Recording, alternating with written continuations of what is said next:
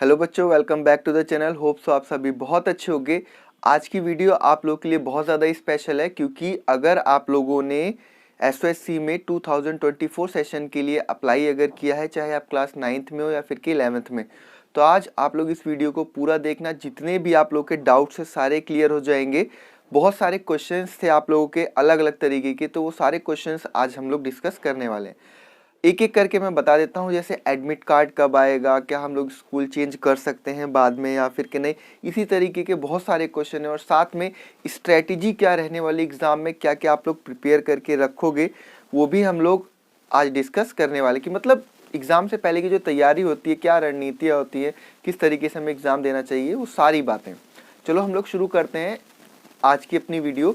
और एक एक पॉइंट को ध्यान से समझना ताकि हर एक डाउट्स क्लियर हो जाए। कमेंट सेक्शन में इसके अलावा अगर कोई डाउट्स आता है तो आप लोग कमेंट सेक्शन में पूछ सकते हैं, ठीक है। तो सबसे पहला हमारा जो क्वेश्चन है वो है कि एडमिट कार्ड कब आएगा। तो इसके लिए सीधा सा ऑप्शन यही है कि जब भी आप लोगों का कोई भी एग्ज़ाम होने वाला होता है तो उससे 1 वीक पहले एडमिट कार्ड आता है। आप लोग का एग्ज़ाम जो है वो 19 जनवरी से स्टार्ट है। इससे अगर 7 दिन जोड़ा जाए तो 13 तारीख 14 तारीख तक आ जाना चाहिए, यानी कि आज 14 है, आ जाना चाहिए।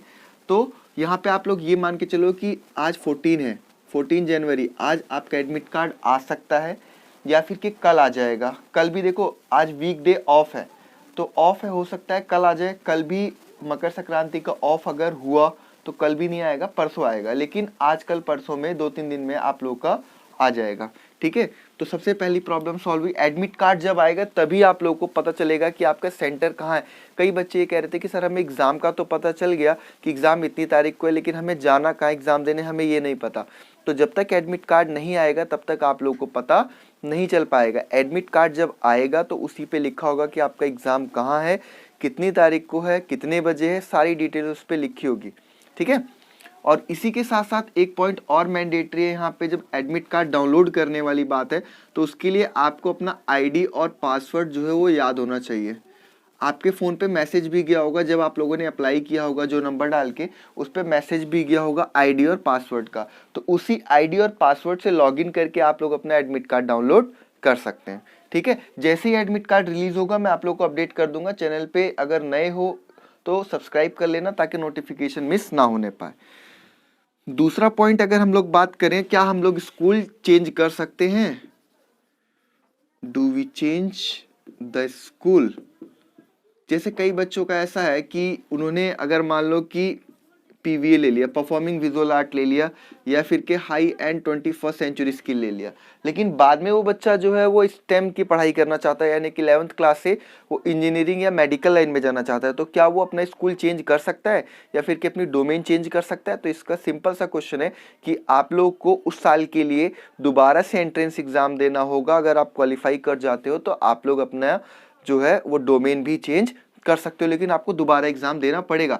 क्योंकि कोई भी स्कूल अगर है तो पर्टिकुलर जो है वो उसी डोमेन के लिए आपका स्कूल चेंज होगा। अगर आप लोग अपनी डोमेन चेंज करते हैं तो उसके लिए आपको एंट्रेंस एग्जाम देना होगा। तो सोच समझ के ही डोमेन जो है वो सेलेक्ट कीजिएगा।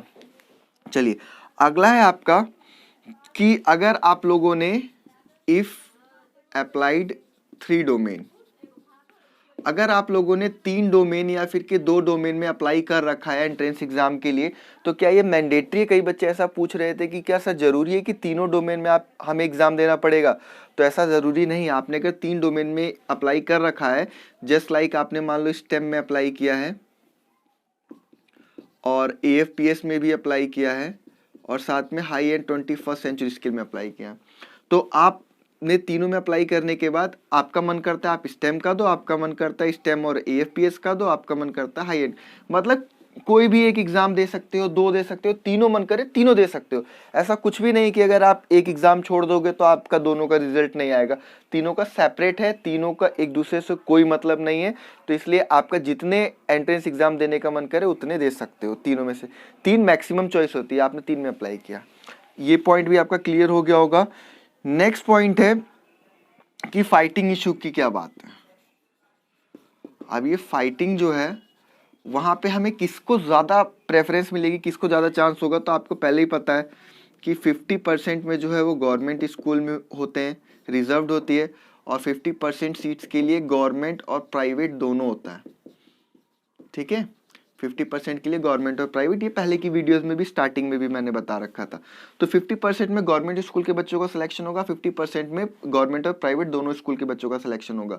तो यहाँ पे आप लोग देखोगे कि जो फायदा है थोड़ा बहुत गवर्नमेंट स्कूल की तरफ ज़्यादा जाता है, लेकिन यहाँ पे क्या होता है कि प्राइवेट स्कूल के बच्चों का भी जो रेशो होगा वो 40% होगा ही होगा। यहाँ पे 50-50 भले किया गया है, लेकिन इस वाले पोर्शन में ज़्यादा फायदा जो है वो प्राइवेट स्कूल जो है वो ले जाता है। तो इसमें कोई परेशान होने वाली बात नहीं, आपके लिए 50% 60% लगभग रिजर्व है, 50-60% यहाँ पे भी चांस मिलता है। तो हमें किससे मतलब है, हमें बस एक सीट से मतलब है।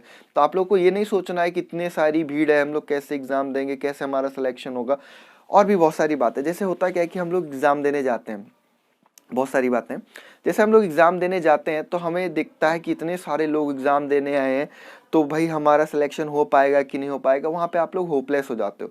होपलेस होने की बिल्कुल ज़रूरत नहीं है। देखो, हर एक बच्चा अप्लाई करता है, बहुत सारे बच्चे ऐसे होते हैं जो अप्लाई कर देते हैं लेकिन इस प्रिपरेशन पूरी नहीं होती, और आपको देख के, खाली भीड़ को देख के लगता है कि अरे एक कुछ ही सीट है, इतने सारे बच्चों ने अप्लाई कर रखा है, उसमें से मैं कहाँ जाऊँगा। तो ऐसा कुछ भी नहीं है। आपने जो अपनी प्रिपरेशन कर रखी है उसके ऊपर आप लोग 100% श्योर रहो, ठीक है। एक सॉन्ग सुना होगा आप लोगों ने, 35 लाख की भीड़ देखकर क्या सोचा, हम डर जाएंगे हम कर जाएंगे, ठीक है। तो भीड़ देख के नहीं डरना, क्योंकि भीड़ देख के अगर आप लोग डरोगे तो आप लोग एग्जाम में जो है वो अच्छी परफॉर्मेंस नहीं कर पाओगे।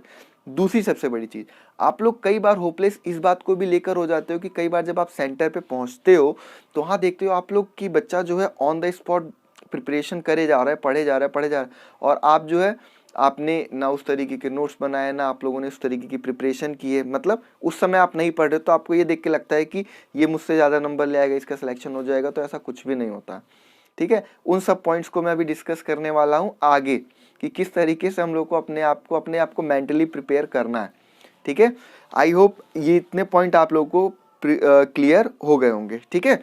तो चलो अब हम लोग बात करते हैं कि जब हम लोग एग्ज़ाम देने जाएंगे या उससे पहले की जो हमारी स्ट्रेटेजी रहने वाली है, क्या क्या पॉइंट्स हमें ध्यान में रखने हैं। वो पॉइंट्स है, सबसे पहला कि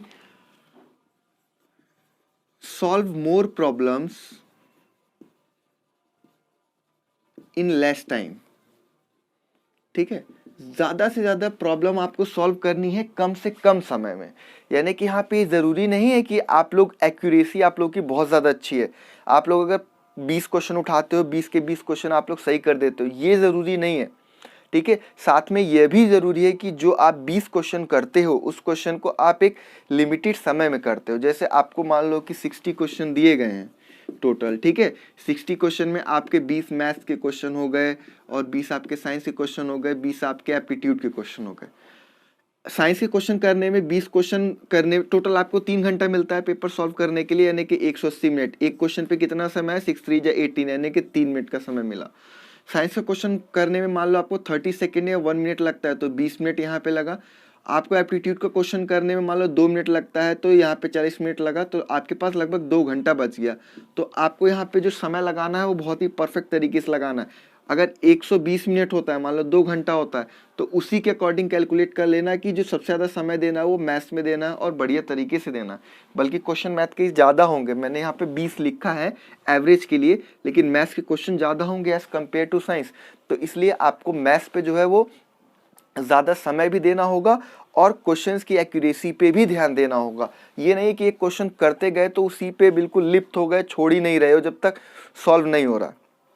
दूसरी चीज़, कई बच्चों को आदत होती है, मान लिया कि जैसे हमें कोई भी क्वेश्चन दे दिया है कि ये वाला इस तरीके से ट्राइंगल है, यहाँ पे ये एंगल और ये वाला एंगल हमें निकालना है, ये दे रखा है हमें। तो कई बच्चे करते हैं लेट द ये एंगल वो एंगल। ये आपका स्कूल का एग्ज़ाम नहीं है, सब्जेक्टिव एग्ज़ाम नहीं है, आपका ऑब्जेक्टिव एग्ज़ाम है। यहाँ पे आप लोग सीधा फॉर्मूला अप्लाई करो और उसके बाद वैल्यू रखो, सॉल्व करके आंसर निकाल के आगे बढ़ जाओ, ठीक है। ये नहीं है कि पूरा फॉर्मेट में चलोगे, आपको रफ शीट मिलेगी वहाँ पे, तो आपको पूरा फॉर्मेट में नहीं चलना है, आपको सीधा आंसर जल्दी से निकाल के आगे बढ़ जाना है, अगले पे टिक लगा के, ठीक है।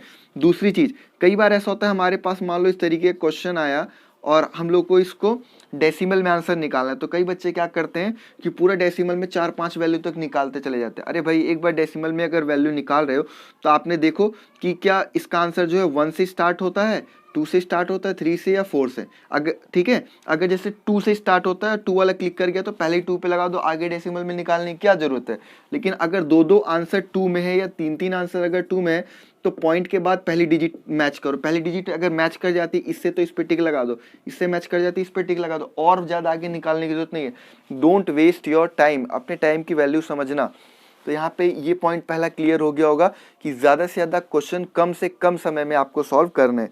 दूसरा पॉइंट है कि आपके आजू बाजू जो बैठा हो उससे बिल्कुल भी इंटरेक्ट नहीं होना है, या आपके सामने जो भी बैठा हो इंटरेक्शन नहीं रखना है, क्योंकि 1 मिनट का इंटरेक्शन आपका 1 मिनट खा जाएगा, 2 मिनट खा जाएगा, और इंटरेक्शन से कुछ नहीं होने वाला है, क्योंकि सामने वाले को क्या आता है क्या नहीं आता ये आपको बिल्कुल भी नहीं पता है। तो आप लोग बस अपने ही पेपर में ध्यान देंगे, ठीक है बच्चों। थर्ड पॉइंट है, जैसा कि मैं अपने ऊपर अप्लाई करता हूँ, जब हम लोग मॉर्निंग में जाते हैं एग्ज़ाम देने तो बहुत ही लिमिटेड खाना खा के जाओ। ये नहीं कि पूरा पेट भर के गए हो खा के, और खा के पहुँचने के बाद वहाँ पे सर्दियों का दिन है, आपको नींद आने लग जाएगी। इसलिए जो भी भोजन है वो लिमिटेड में करके जाओ, और साथ में अगर और भी अच्छा हो सकता है, मॉर्निंग में एग्ज़ाम देने जा रहे हो तो जूस वगैरह लो, दूध बिल्कुल नहीं पी के जाना है, ठीक है। जूस वगैरह ले लोगे और साथ में थोड़ा बहुत फ्रूट्स वगैरह खा लोगे तो वहाँ पे जो है आप लोग आराम से पेपर बहुत ही फ्रेश माइंड से दोगे। कम खा के जाना है, और उसके बाद जैसे ही एग्ज़ाम खत्म हो जाए उसके बाद जो मन करता है पेट भर के खाओ, कोई दिक्कत नहीं है, ठीक है। साथ में वाटर बॉटल अपनी ज़रूर लेकर जाना, क्योंकि जब हम कोई एग्ज़ाम दे रहे होते तो हमें प्यास ज़्यादा लगती है। सेकंड, अच्छा हाँ, एक चीज़ और, आप लोग को जैसे कि जब एग्ज़ाम देने जाओगे तो एडमिट कार्ड क्या क्या लेकर जाना है, उसके लिए अगर वीडियो चाहते हो तो बता देना कमेंट सेक्शन में, नेक्स्ट वीडियो उसके लिए मैं बना दूंगा, हर एक चीज़ उसमें भी क्लियर आप लोगों को कर दूंगा। 3 पॉइंट क्लियर है। चौथा पॉइंट है कि जिस दिन आप लोग एग्ज़ाम देने जाते हो उस दिन बिल्कुल पढ़ाई मत करना, ठीक है। मेरे हिसाब से तो बिल्कुल पढ़ाई मत करना, क्योंकि मैथ्स में आप लोग को इतने सारे क्वेश्चंस, इतने सारे फॉर्मूला होते हैं, अलग अलग चैप्टर से आपका, जैसे क्वाड्रिलेटरल हो गया, आपका अलजेब्रा हो गया, डेसिमल हो गया, बहुत सारे कुछ चैप्टर्स हैं, और उन सभी के जो फॉर्मूला है वो आपके दिमाग में जो खिचड़ी बन जाएगा, क्लैश कर जाएगा।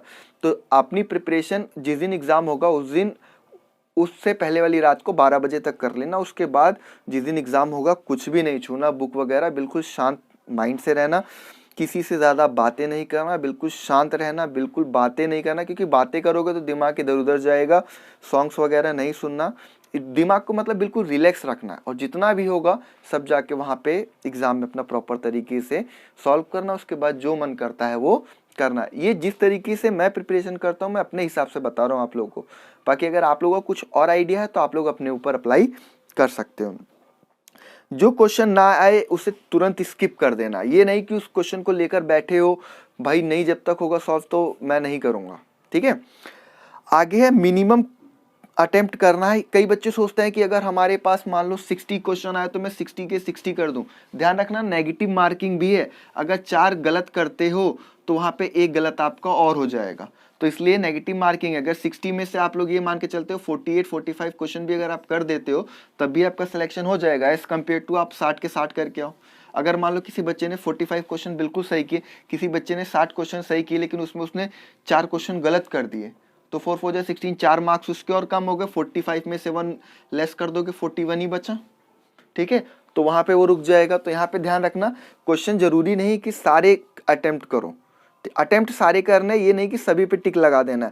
जो क्वेश्चन बिल्कुल नहीं आता है उस पर टिक मत लगाना, कम से कम 45 to 48 50 क्वेश्चन तक जरूर करना, कोशिश इतनी करना 45 50 तक क्वेश्चन करना, लेकिन सारे मत करना। ऐसा नहीं कि जो नहीं आता उसको भी कर देना, ठीक है। और कोई बच्चे पूछेंगे सर तुक्का लगाने वाली ट्रिक, तो तुक्का लगाने वाली ट्रिक मैं नहीं बताता, लेकिन हाँ एक चीज़ कर सकते हो। कई क्वेश्चन मैथ में ऐसे होते हैं कि जहाँ पे आप कोई क्वेश्चन दिया गया आप सॉल्व कर रहे हो, उसके 4 ऑप्शन है ना, और कोई भी ऑप्शन मैच नहीं कर रहा है, 3 ऑप्शन में से बिल्कुल मैच नहीं कर रहा, आपका आंसर बिल्कुल डिफरेंट आ रहा है, तो वहाँ पे अगर 0 या फिर के 1 होगा तो आप लोग जो है 0 या 1 पे अपने रिस्क पे क्लिक कर सकते हैं, 0 या 1 पे। तीसरा चीज़ है, साइंस में अगर इस तरीके का कुछ मिलता है किसी में तो ज़्यादातर ऑप्शन जो है वो सी होता है, ठीक है। तो इस केस में अगर आपको नहीं समझ में आ रहा है बिल्कुल, और आपने कम अटेम्प्ट कर रखे हैं, क्वेश्चन 40 पे 35 पे ही हो, तो वहाँ पे आप लोग रिस्क ले सकते हो सी ऑप्शन लगा के, ठीक है। इससे ज़्यादा और कुछ नहीं कहना चाहता। एक्यूरेसी भी अच्छी होनी चाहिए और स्पीड भी अच्छी होनी चाहिए, यानी कि आप जो क्वेश्चंस कर रहे हैं उसकी स्पीड भी सही हो और एक्यूरेसी भी सही हो, यानी कि आंसर भी ठीक आना चाहिए। डिलीटेड पोर्शन आएगा या नहीं आएगा, तो यह भी बता दूं डिलीटेड पोर्शन एग्जाम में आएगा। इससे कोई बात मैटर नहीं करती कि आपका डिलीट मतलब पोर्शन जो है एग्जाम के लिए डिलीट हो गया तो क्या एग्जाम में नहीं आएगा, तो ऐसा कुछ भी नहीं है, एग्जाम में वो आएगा ही आएगा, ठीक है। अब एक क्वेश्चन बच्चों ने बहुत उठाया था, वो ये है कि सर अगर हम कॉमर्स लेना चाहते हैं तो हम कौन सी डोमेन का सिलेक्शन करें, तो आप लोग high end 21st century skill का जो है वो सिलेक्शन करेंगे। तो अगर आप लोगों ने अप्लाई कर रखा है तो आप लोग इस डोमेन में एग्जाम दे सकते हैं। अब एक और क्वेश्चन है बहुत ही इंपॉर्टेंट, कि कई बच्चों ने पूछा कि सर क्या हमारे लिए AFPS अच्छी है, स्टेम अच्छा है। तो मैं आप लोग को ये बताना चाहता हूँ कि अगर आप लोग अपनी लाइफ में आगे चल के फोर्स में, एयरफोर्स में, नेवी में, आर्मी में अगर आप लोग जाना चाहते हो, तो उस केस में आप लोग क्या करेंगे, आप लोग AFPS का सिलेक्शन करेंगे और कोशिश करिएगा कि AFPS में आप लोग का एंट्रेंस एग्जाम क्लियर हो जाए। और 9th और 11th वाले बच्चों का क्वेश्चन भी ये था कि सर AFPS के एग्जाम में क्या आएगा। 9th के लिए तो मैंने वीडियो डाल रखी है, 11th के लिए आप लोग को मैं क्लियर कर दूं। AFPS में इंग्लिश आती है आपकी, कॉम्प्रीहेंशन भी आएगा और इंग्लिश में सिनोनिम एंटोनियम आएगा। सिनोनिम एंटोनियम की तैयारी अभी नहीं कर पाओगे तो कॉम्प्रीहेंशन पे फोकस रखना। कॉम्प्रीहेंशन वही पैसेज होता है और साथ में ऑप्शन दिए गए होते हैं, उसको पढ़ के आंसर देना होता है, ठीक है। और ग्रामर होती है उसके अंदर, आपका करंट अफेयर भी होगा, GK भी होगा उसके अंदर, ठीक है। सोशल स्टडीज भी होगा, साइंस भी होगा, मैथमेटिक्स भी होगा, ठीक है। ये सारी चीज़ें कंबाइंड होती है क्योंकि जब एक ऑफिसर बनता है तो उसके लिए सारी चीज़ें ज़रूरी होती हैं। तो आप लोग को इन सभी चीज़ों पे फोकस रखना पड़ेगा। AFPS का एग्ज़ाम सबसे टफ होता है, ठीक है।